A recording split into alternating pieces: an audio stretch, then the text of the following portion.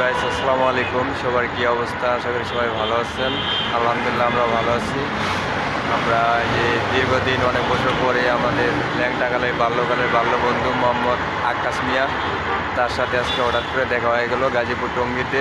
সেখান থেকে দুই বন্ধু সহকারে চলে আসলাম খিলক্ষেত 300 ফিটের দিক দিয়ে ঘুরে আসলাম। তো বন্ধু, তোমার কেমন লাগতেছে? এতদিন পরে আমার লগে দেওয়া হইলো।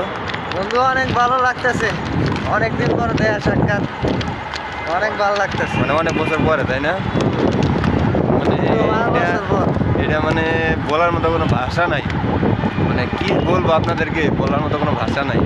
মানে ছোটোবেলায় এত জাউরামি, এত পুন্ডামি, এত দুষ্টামি করার পরে আজকে হঠাৎ করে যখন সেই ল্যাংটাকালের বন্ধুর সাথে দেখা হয়ে যায়, মানে ভীষণ অনেক ভালো লাগে। ঠিক আছে, সবাই দোয়া করবেন আমাদের দুই বন্ধুর জন্য।